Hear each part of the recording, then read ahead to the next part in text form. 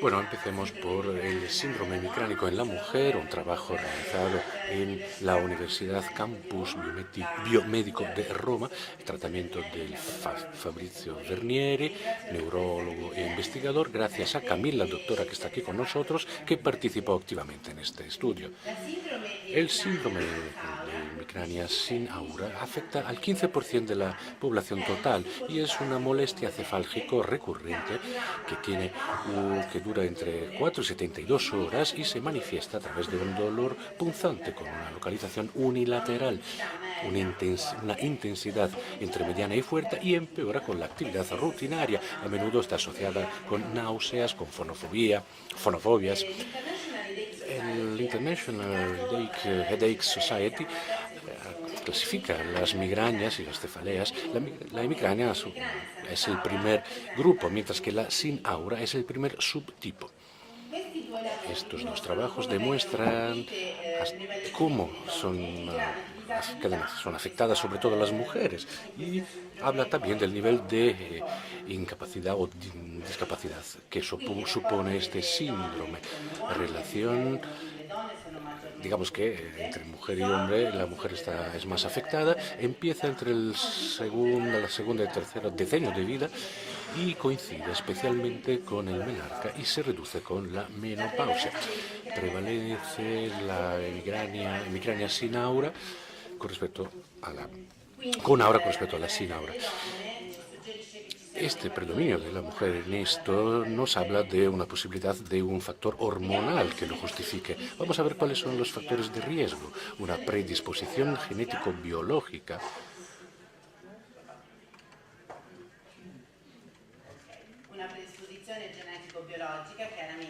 evidentemente, y también factores que están relacionados con esta, hormonales, psicológicos, ambientales, alimenticios u otros factores que hacen de esta patología una patología multifactorial.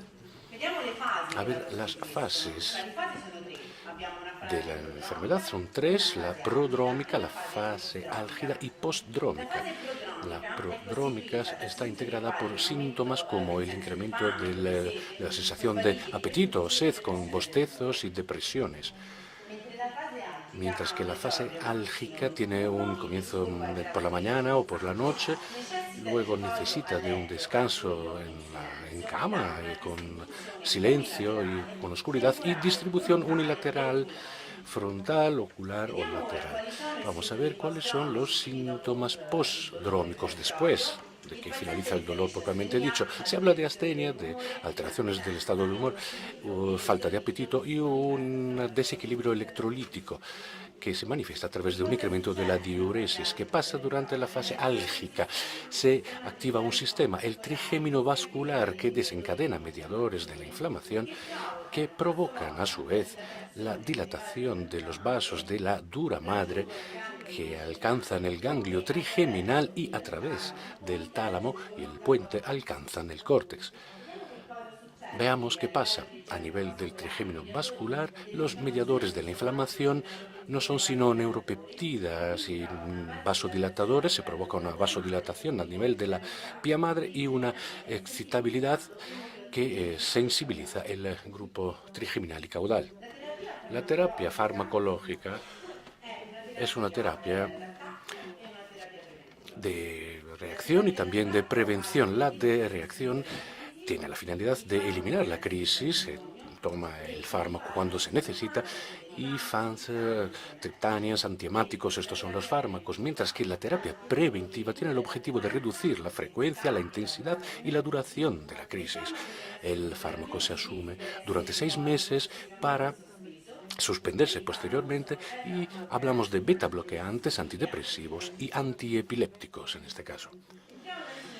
Vamos a ver nuestro estudio, cómo surgió. Nos preguntamos, ¿existen métodos de tratamiento de la hemicrania que no sean farmacológicos? Evidentemente, yo me incliné por la RPG, evidentemente no en vano.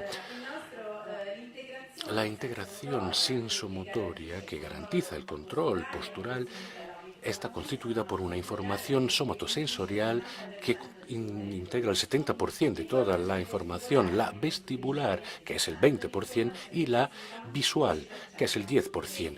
Todas nos permiten conseguir un control de la postura. El control postural, pues, y el del equilibrio es el resultado de un sistema multisensorial plurimodal en el que los tres sistemas desempeñan un papel clave. ¿Cómo podemos integrarlos? ¿A través de la reeducación postural global, tal vez?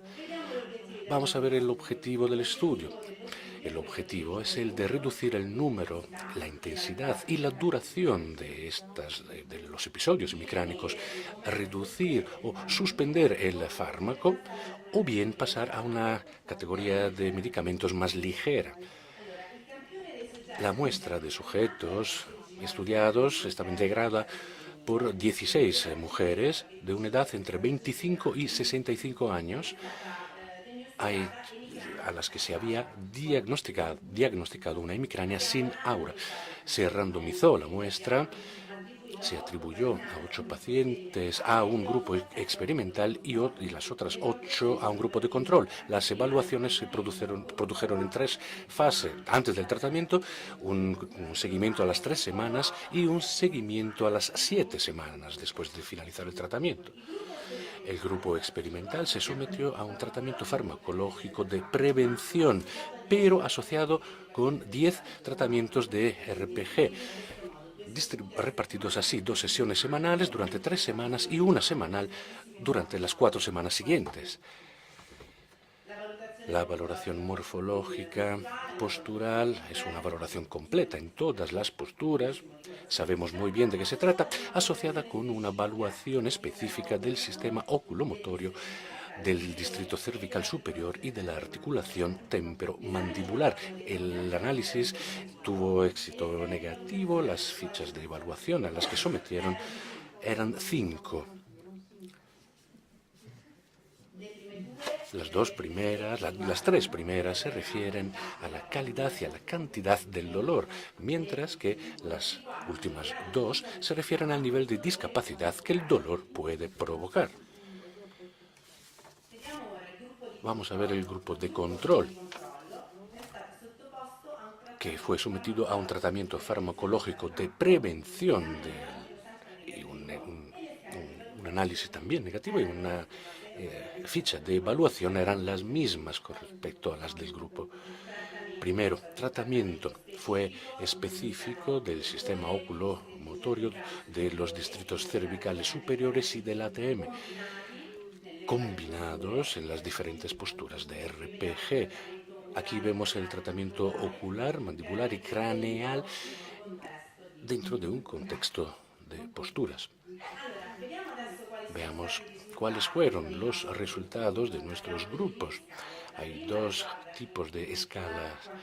La primera se refiere a la cantidad del dolor y la segunda, la de abajo, se refiere al nivel de discapacidad que el dolor había ocasionado. En una primera fase, a las 3 semanas, durante las 3 primeras semanas del tratamiento, el paciente recibió un claro beneficio con la RPG en términos de cantidad y de calidad y también en términos de discapacidad asociada. Mejoró mucho.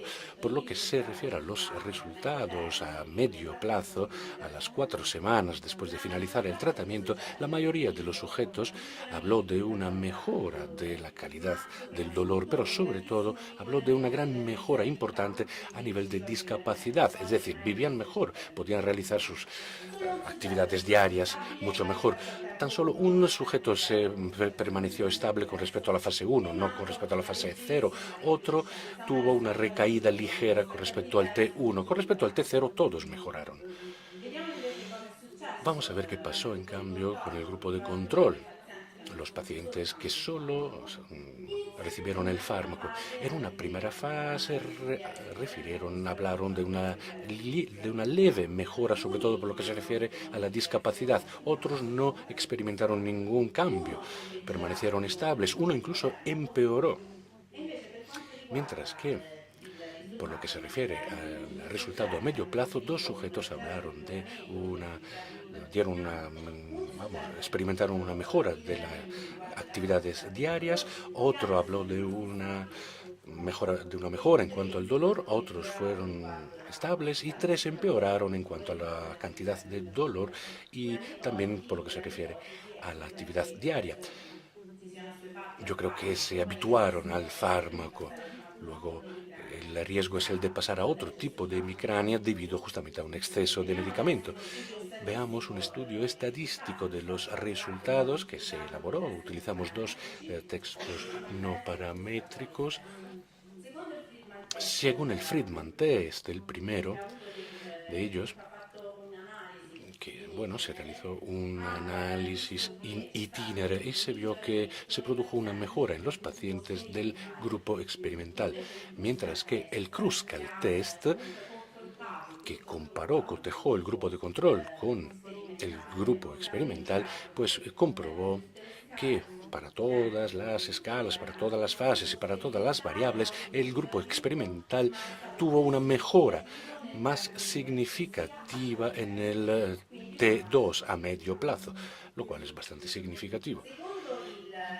Según el diario de las crisis de los pacientes, el 100% del grupo experimental refirió un incremento en cuanto a dolor y discapacidad de la intensidad y de la frecuencia del dolor, mientras que el 20% de este grupo redujo la posología de la terapia. El 80% del grupo experimental reemplazó esta terapia por un analgésico blando. Los límites de este estudio, evidentemente, está en la muestra, que era poco numerosa, pero lo estamos ampliando y lo estamos siguiendo con un seguimiento a largo plazo. De momento, me queda sin agradecerle su atención.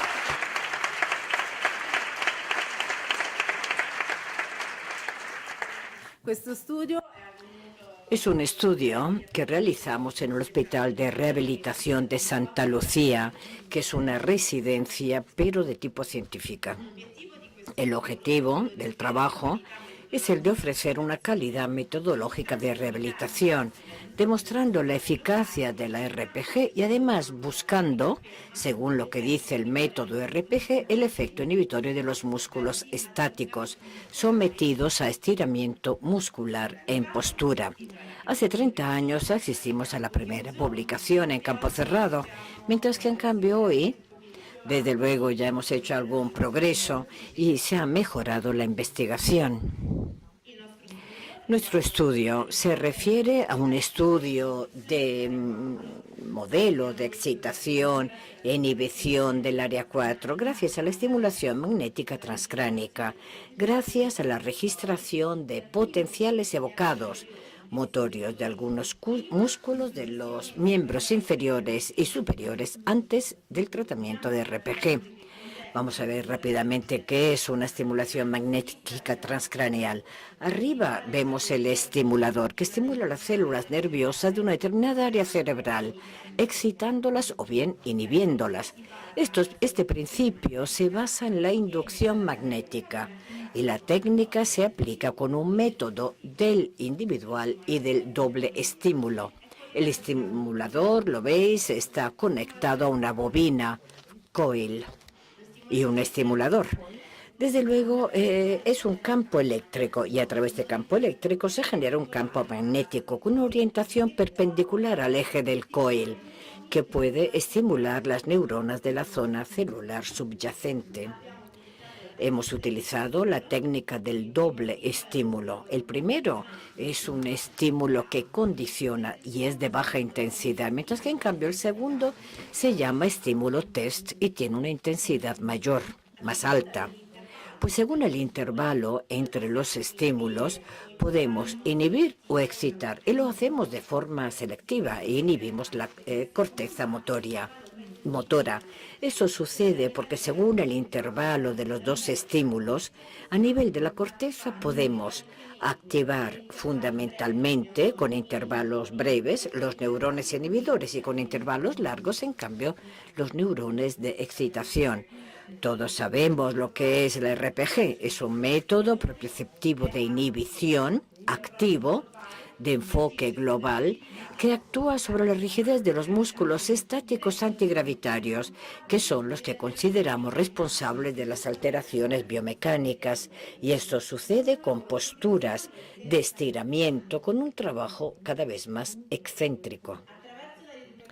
Gracias a la reeducación postural global, podemos aplicar un reflejo miotático inverso, estimulando el órgano tendíneo de Golgi, que gracias a las fibras aferentes alcanza los centros reflejos espinales, inhibiendo el músculo relativo y facilitando su antagonista, para poder recolocar un nuevo nivel de tono a nivel de la corteza.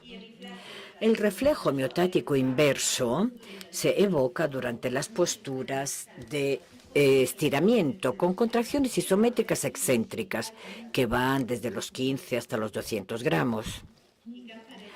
Las muestras estudiadas, 12 sujetos para el miembro superior que han sido tratados en apertura de ángulo coxofemoral, con brazos cerrados y con brazos abiertos.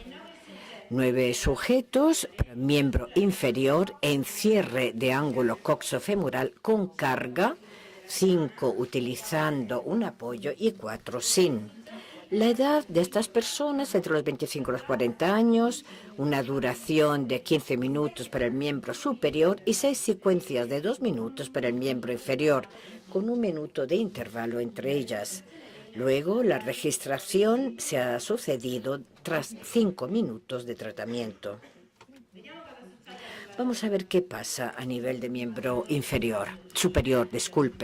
Hemos registrado, desde luego, los M de algunos músculos de lo que es del brazo en apertura de ángulo coxofemoral fuera de carga, en cierre de brazos, registrando el bíceps braquial, el extensor radial del carpio y el flexor lunar.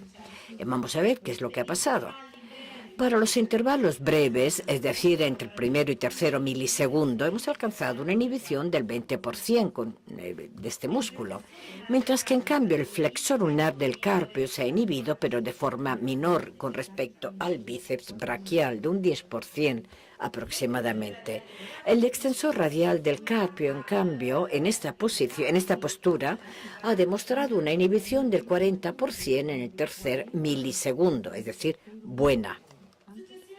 Luego hemos decidido registrar fuera de carga, en apertura de ángulo coxofemoral, pero con brazos abiertos, el músculo bíceps braquial.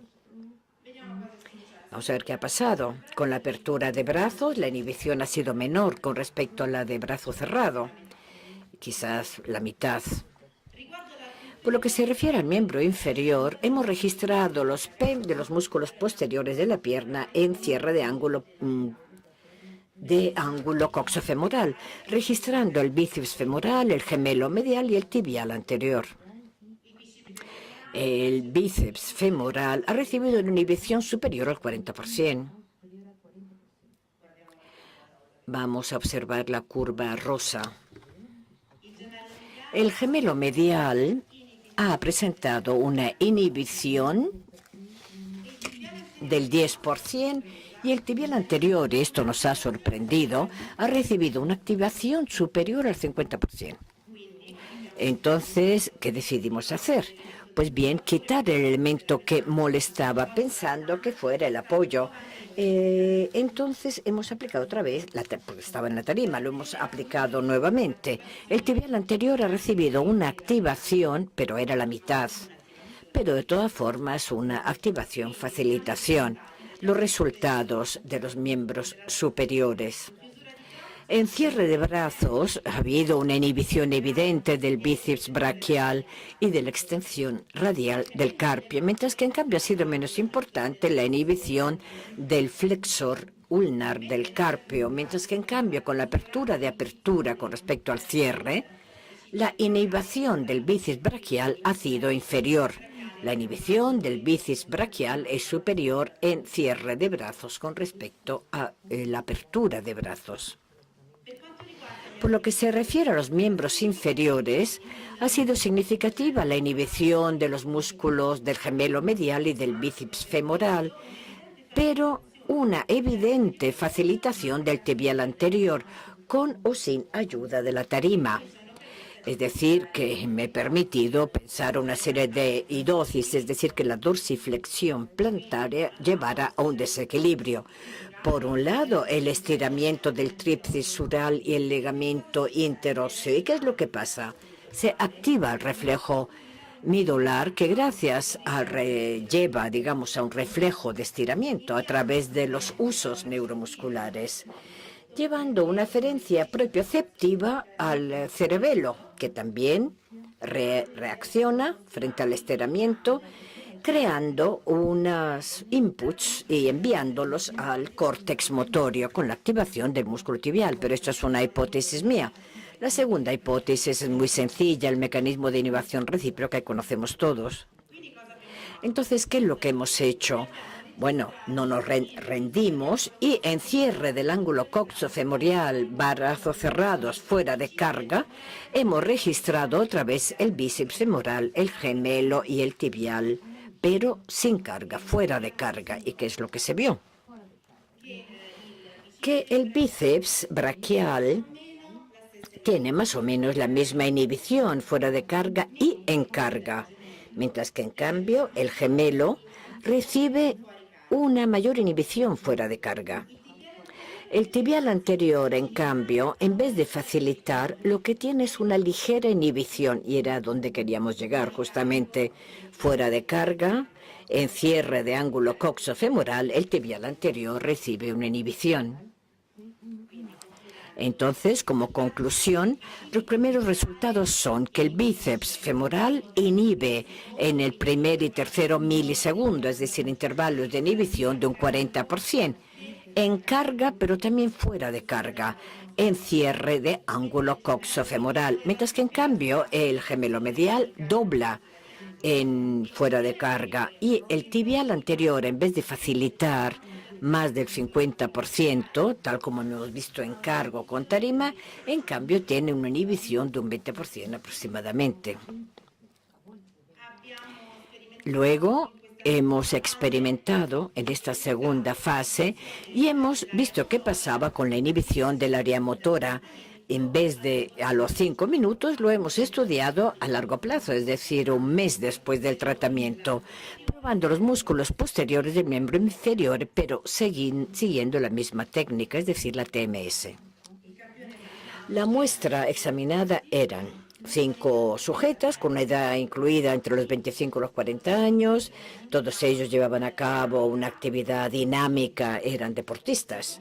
Y además sometidos a 6 secuencias de 2 minutos para el miembro inferior con 1 minuto de intervalo y 6 secuencias en cierre de ángulo coxofemoral en carga con tarima, 2 por semana, registrando los MEP después de un mes del tratamiento, con ausencia total de autogestión del paciente que siguió su vida sin autogestión de RPG.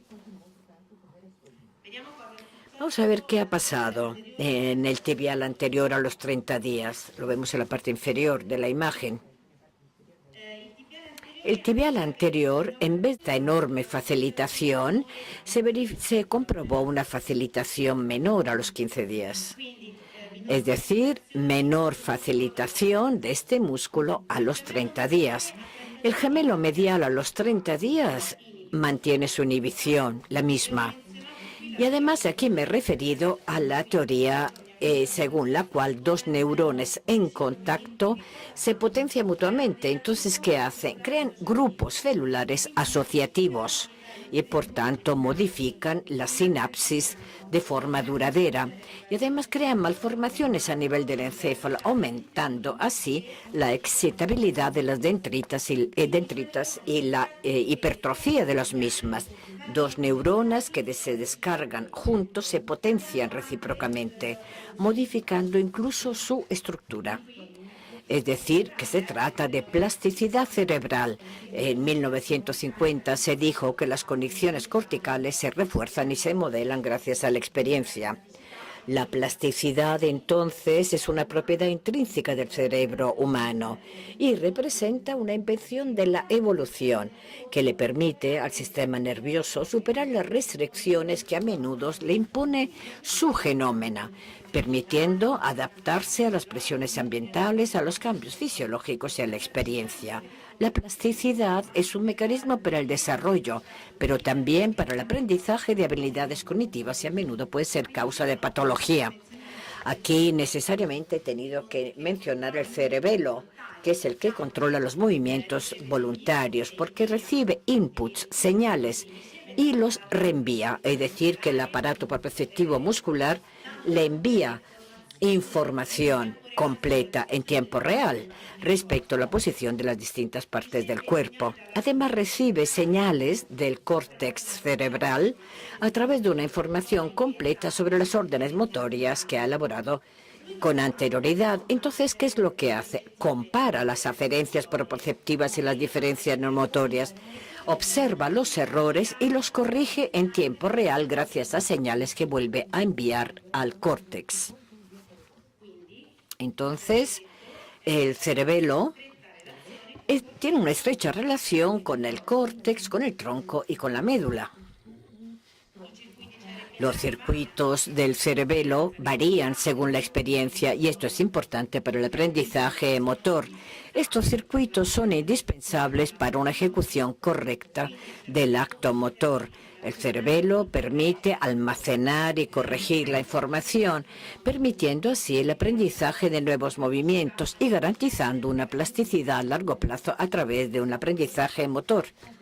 Y como conclusión digo que a pesar de todas las dificultades que hoy vemos en rehabilitación para poder afrontar una investigación clínica con una metodología seria, no podemos excluir el hecho que la vida en esto es un objetivo fundamental que tenemos que alcanzar, porque podemos tener instrumentos metodológicos que puedan tender a la producción de estudios clínicos varios en términos de eficacia, pero también de ineficacia de tratamientos fisioterápicos, en nuestro caso del RPG. Los resultados obtenidos gracias a nuestro estudio son resultados preliminares, gracias a un recorrido, un camino en el cual comprobaremos los aspectos neurofisiológicos que se refieren a este método para poder ofrecer a la rehabilitación una mayor evidencia a nivel científico.